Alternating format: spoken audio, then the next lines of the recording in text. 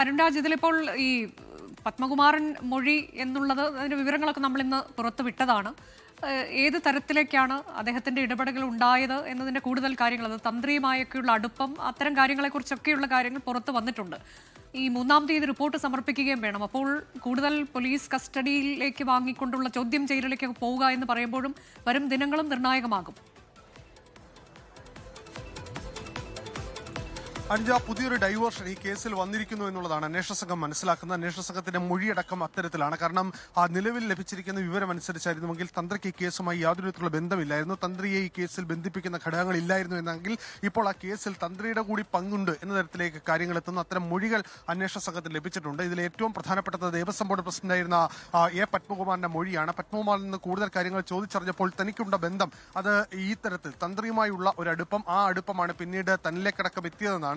അങ്ങനെയാണെങ്കിൽ അതിൽ ഒരു ക്ലാരിറ്റി വരുത്തുക അന്വേഷണ സംഘത്തെ സംബന്ധിച്ച് വളരെ പ്രധാനപ്പെട്ടതാണ്. കാരണം പത്മകുമാറിന്റെ മൊഴി അത് ശരിയാണോ എന്ന കാര്യത്തിൽ ഒരു ക്രോസ് ചെക്കിംഗ് ഇക്കാര്യത്തിൽ അന്വേഷണ സംഘം നടത്തും. അത് ഉണ്ണികൃഷ്ണൻ പോറ്റിയെ കൂടി ചോദ്യം ചെയ്തുകൊണ്ടായിരിക്കും. നേരിട്ട് ചോദ്യം ചെയ്യുന്നതിന് സ്വാഭാവികമായും ഇനി കോടതിയുടെ അനുമതി വേണം. അതിന് കോടതിയിൽ കസ്റ്റഡി അപേക്ഷ നൽകി ഉണ്ണികൃഷ്ണൻ പോറ്റിയെ കസ്റ്റഡിയിൽ വാങ്ങി ഉടൻ തന്നെ ചോദ്യം ചെയ്യലുണ്ടാകും. ഒരുപക്ഷെ ആ ഘട്ടത്തിൽ ഇതുമായി ബന്ധപ്പെട്ട് തന്ത്രിയുടെ മൊഴി വീണ്ടും എടുക്കാനുള്ള സാധ്യത കൂടി അന്വേഷണ സംഘം തേടുന്നുണ്ട്. എന്തായാലും വിശദമായ ഒരു അന്വേഷണം ഇക്കാര്യത്തിൽ വേണം എന്നുള്ളതാണ്. പത്മകുമാറിന്റെ മൊഴിയെ തള്ളാനോ കൊള്ളാനോ നിലവിൽ അന്വേഷണ സംഘം പൂർണ്ണമായി ഇപ്പോൾ തയ്യാറാകുന്നില്ല. കാരണം അത് പത്മകുമാർ അതിൽ നിന്ന് എക്സ്കേപ്പ് ആവാനുള്ള ഒരു ശ്രമത്തിന്റെ ഭാഗമാണോ എന്നുള്ള സംശയം കൂടി അന്വേഷണ സംഘത്തിനുണ്ട്. അതുകൊണ്ട് അതിൽ ഒരു ക്ലാരിറ്റി വരുത്തിയ ശേഷമായിരിക്കും തുടർ നീക്കങ്ങൾ ഉണ്ടാവുക. അതിന് ഇരുവരെയും, അത് തന്ത്രിയെയും അതുപോലെ തന്നെ ഉണ്ണികൃഷ്ണൻ പോറ്റിയെയും വീണ്ടും ചോദ്യം ചെയ്യേണ്ടത് അനിവാര്യമാണ്. ഇതിൽ ഏറ്റവും പ്രധാനമായും ഉണ്ണികൃഷ്ണൻ പോറ്റിയെ കേന്ദ്രീകരിച്ചാണ് ഈ കേസ് മുന്നോട്ട് പോകുന്നത്. അതുകൊണ്ട് ഉണ്ണികൃഷ്ണൻ പോറ്റിക്ക് ഏത് തരത്തിലാണ് ദേവസ്വം ബോർഡുമായും അതുപോലെ തന്നെ ശബരിമലയുമായി ബന്ധം, അത് കൂടുതൽ വ്യക്തമാക്കുക, ഒരു ക്ലാരിറ്റി വരുത്തുക, അതുമായി ബന്ധപ്പെട്ട കാര്യങ്ങളാണ് അന്വേഷണ സംഘം നിലവിൽ നടത്തുന്നത്.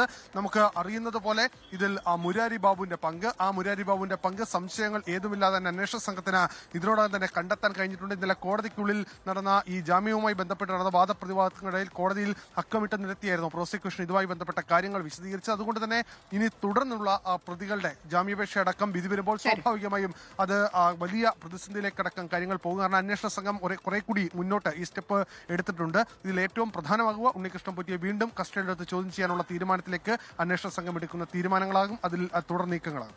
അതാണ് വളരെ പ്രധാനപ്പെട്ട വാർത്തയാണ് ഇപ്പോൾ 24 പുറത്തുവിടുന്നത്. ഉണ്ണികൃഷ്ണൻ പോറ്റിയെ വീണ്ടും കസ്റ്റഡിയിൽ വാങ്ങാനുള്ള നീക്കത്തിലേക്ക് SIT കടന്നിരിക്കുന്നു എന്നതാണ്. ഉണ്ണികൃഷ്ണൻ പോറ്റിയെയും മുരാരി ബാബുവിനെയും ഇപ്പോൾ കൊല്ലം വിജിലൻസ് കോടതിയിൽ ഹാജരാക്കി.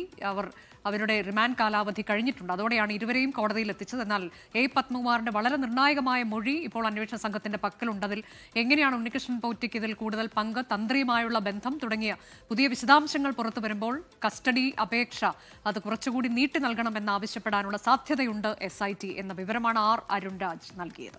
ലോകത്തെവിടെയായാലും ഏത് സമയത്തും 24 വാർത്തകളും ഓഗ്മെന്റഡ് റിയാലിറ്റി പാക്കേജുകളും എക്സ്പ്ലെയിനറുകളും വിശദമായി കാണാൻ ഞങ്ങളുടെ YouTube ചാനൽ നിങ്ങൾക്ക് സബ്സ്ക്രൈബ് ചെയ്യാം.